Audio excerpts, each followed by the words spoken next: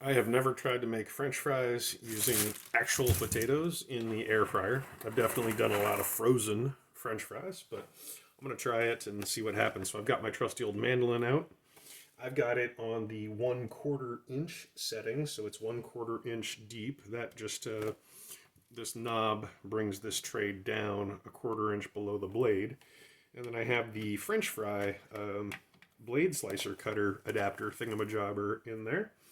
I've got a tub here of water, and I understand that it needs to be salted. So I'm going to put a fair amount of salt in here.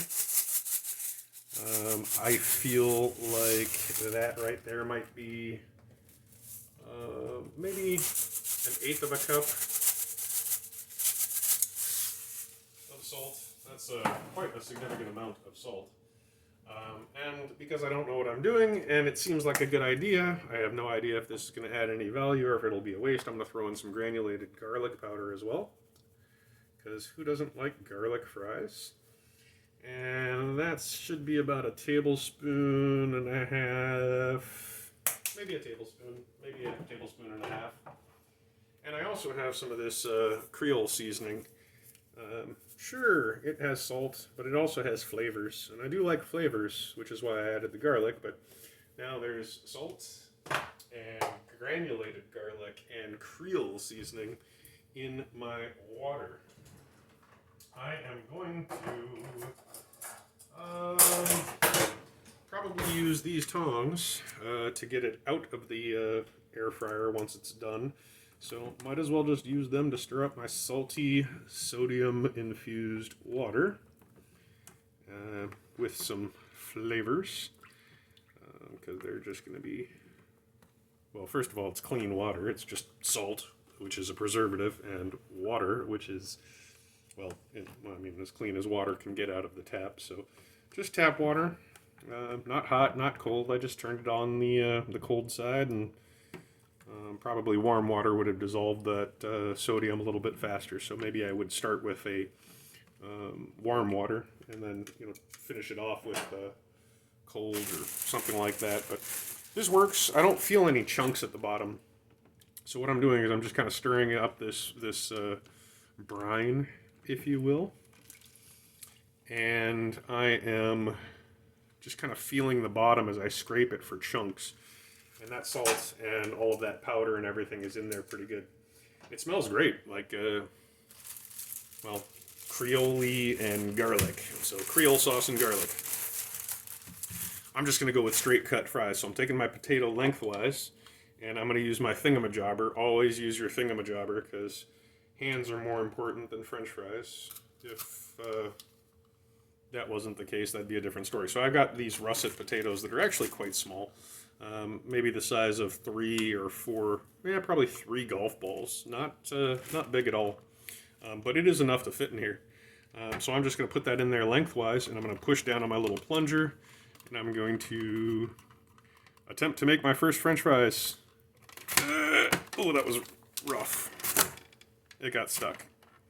And I realize this is not the best position at the bottom of the slide, so I'm going to just kind of move that temporarily out of the way until I get this first round sliced. You really have to go smooth and kind of fast. It does not want to just slide through with super ease, but it's working. See, it's cutting the potato, and I don't see lines in there, so this is actually a pretty good elevation on this particular mandolin. And that is not a potato. That is legitimately a potato skin. It is a very thin filleted skin, but I'm going to try and pass it through. And it worked. And here's another potato skin that obviously slid through. This one I can't actually reach. So I am going to take another potato and do the same thing with it. And I am going to get you in my thingamajobber, and I'm going to try and press that skin down so I can run it through. That did not work, but that next one's going to sure enough take it through. Make sure you're going straight down the mandolin, otherwise it'll definitely seize on you. And keep applying pressure to that plunger, or you're going to end up with some fail. This piece was an end piece, obviously, and it tried to cut it into a potato, but it didn't quite make it. So I'm going to stack that piece of skin right here with another piece of skin that was from the other side of that particular potato. I'll slide this thing forward so you can see it a little bit better. So I'm stacking the one that's kind of sliced and the one that isn't sliced, both ends of the potato. Grab myself another potato, because, yeah, see, that didn't work at all. So those are just potato skins. They're going into the trash. And I'm just going to keep on keeping on. When you're doing potatoes, you also want to make sure that you lift it. When you get to the bottom of your stroke, you want to lift it and bring it back over. Because if you don't, you're going to drag it right back across those little French fry sliders. And you don't want to scar it this way and then do it again. You're going to end up with, maybe shoestrings. That piece is not happy. I'm shredding it the wrong direction. And I've kind of wedged it in there. So now I got to somehow manage to wedge it out. Yeah, that one did not want to become a French fry. So I got another little chunk here of trash. And this guy is thick enough to become a French fry, but I've kind of pulverized it. But I'm going to go ahead and give it another shot and try and press this one on it. And it did not want to go through, so that is now trash too. Done with that.